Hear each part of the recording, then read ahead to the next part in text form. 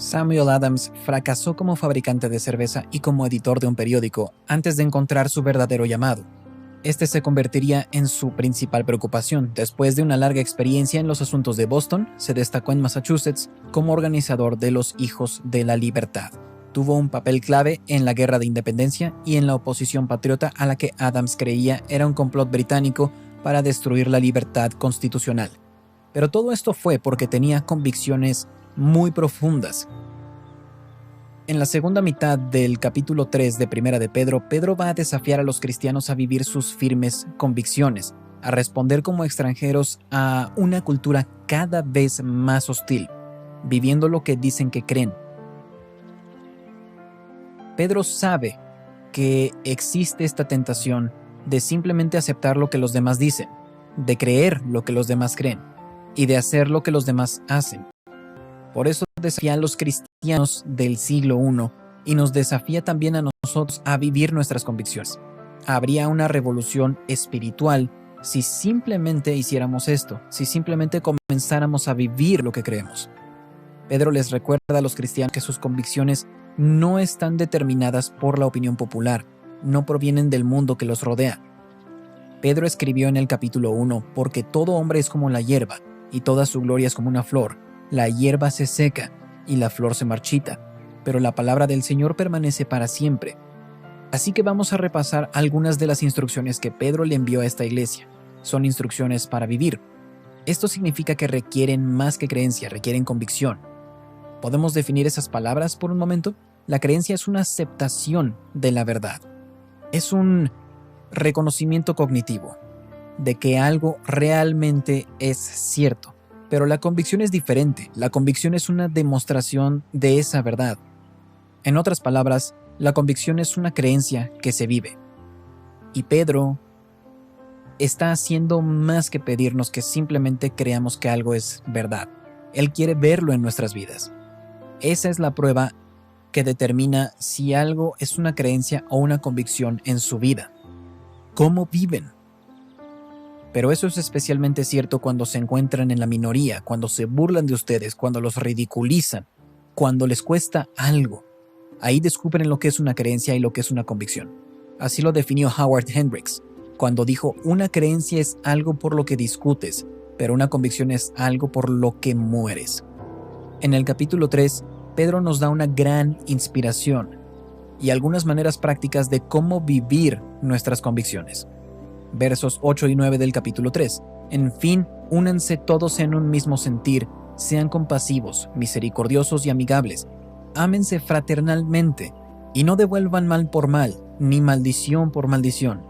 Quizás diríamos, no devuelvan una publicación de Facebook con otra publicación de Facebook, o un comentario sarcástico con otro comentario sarcástico, o un comportamiento pasivo-agresivo con otro comportamiento pasivo-agresivo. No devuelvan un trato silencioso con otro trato silencioso. Por el contrario, Pedro dice en el verso 9, bendigan, pues ustedes fueron llamados para recibir bendición.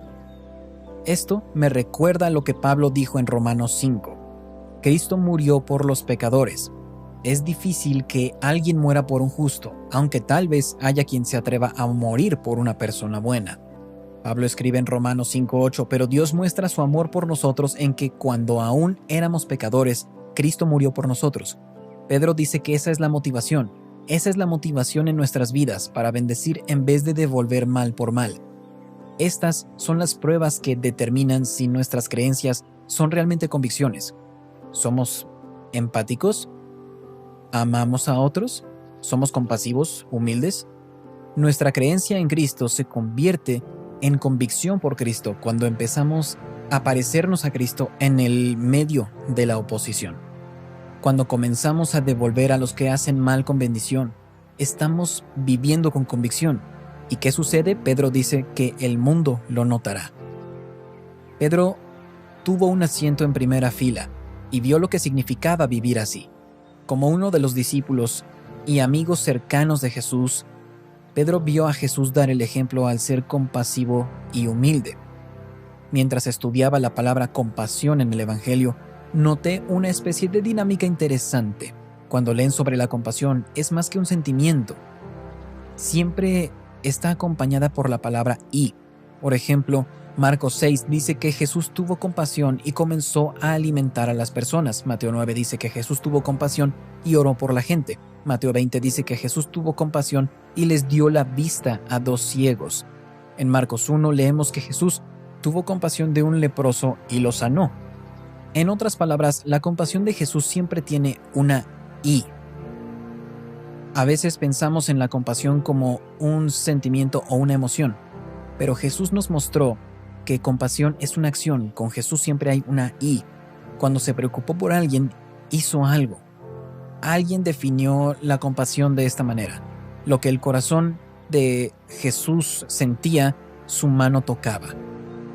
Según mi diccionario de sinónimos, lo opuesto a compasión es indiferencia. Es ver a un niño que apenas tiene ropa para vestir o comida para comer y pensar, bueno, no es mi hijo.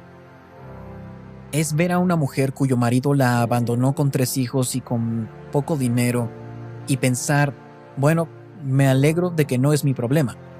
Es saber del hombre de la calle que vive solo y no tiene con quién hablar, y encogerse de hombros y decir, bueno, no es mi papá. Lo opuesto a compasión es indiferencia, pero Pedro dice que seamos compasivos porque cuando demostramos compasión, el tipo de compasión que vemos en la vida de Cristo, el mundo lo notará. Escuchen, nuestro amor genuino por las personas, demostrado en acción, tiene el potencial de ser la apologética más poderosa para el mundo hoy. Más que nuestras convicciones dogmáticas, más que nuestros argumentos convincentes, es hacer el bien, es demostrar el amor. Lo podemos decir de esta manera: cuando las personas comiencen a ser testigos de nuestra compasión, van a comenzar a importarles nuestras convicciones. Cada vez más, debemos destacarnos por un amor genuino por las personas, especialmente las personas que no nos aman.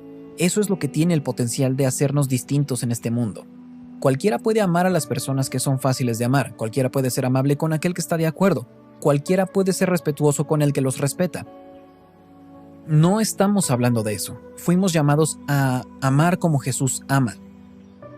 En los versos 10 y 12, encontramos que Pedro repite una porción del Salmo 34 como una motivación para que su audiencia viva con convicción.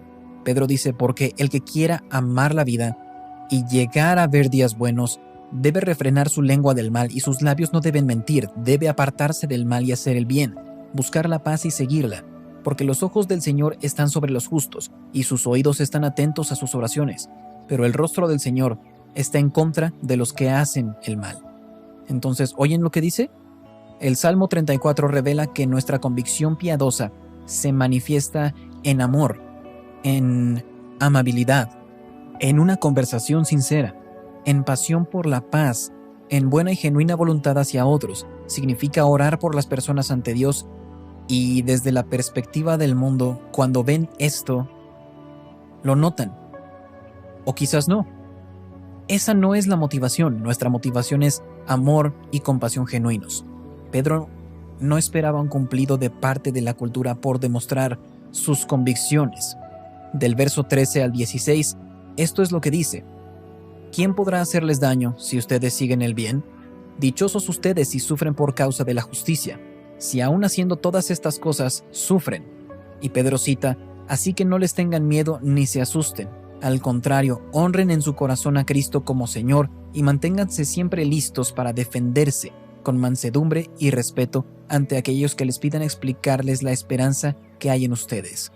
Tengan una buena conciencia para que sean avergonzados.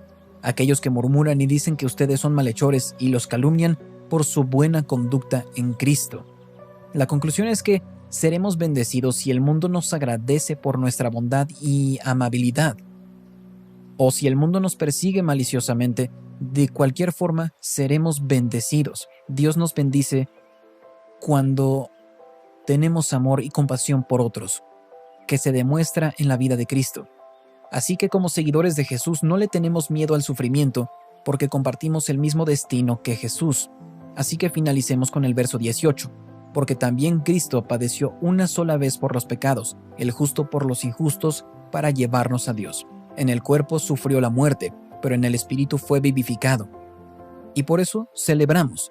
Celebramos que Él sufrió por nuestros pecados para llevarnos a Dios.